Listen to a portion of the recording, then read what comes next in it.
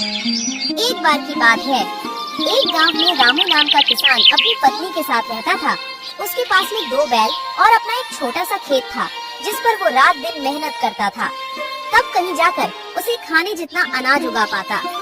रामू गरीब होने के साथ साथ ईमानदार भी था।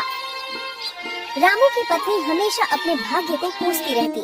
न जाने किस जन्म के पाप भोगने पड़ रहे हैं, जो इतनी गरीबी उठानी पड़ रही है। न जाने भगवान अपनी किस दिन सुनेंगे।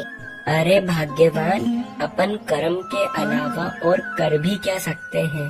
देना नहीं देना ये सब तो ऊपर वाले के हाथ में है। अपने सोचने से क्या होगा।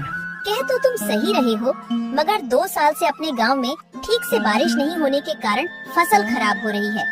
गांव में बाकी किसानों के पास तो गाय भैंस है, जिससे उनका तो गुजारा चल जाता है, मगर अपने पास तो केवल एक छोटे से खेत के अलावा कुछ भी नहीं है। और बारिश नहीं होने के कारण उस खेत में भी फसल नहीं होती। पता नहीं इस बार भी क्या होगा। हाँ, ये बात तो तुम सही कह रही हो। पिछले 2 साल से ठीक से बारिश नहीं होने के कारण फसल बर्बाद हो रही है। और अब तो कुएं भी सूखने लगे हैं, उनमें भी पानी अब कम बचा है। पता नहीं इस बार खेती में क्या होगा, ये तो ऊपर वाला ही जाने। चलो भाग्यवान, अब मैं चलता हूँ। रामू रोज की तरह अपने दोनों बैलों को लेकर अपने खेत की ओर निकल पड़ता है। रामू भले ही गरीब था, मगर बहुत ईमानदार था।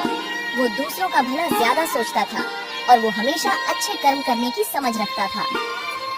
और फिर रामू खेत पर पहुंचकर खेत पर मेहनत और लगन से काम करने लगता है।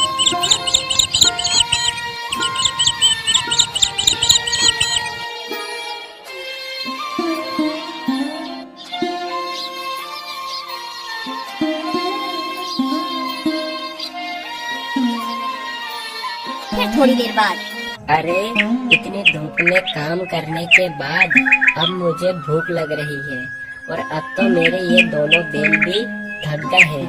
एक काम करता हूँ, मैंने अपने आधे खेत की तो जुताई कर ली है, तो आधे खेत की जुताई अब मैं कल कर लूँगा।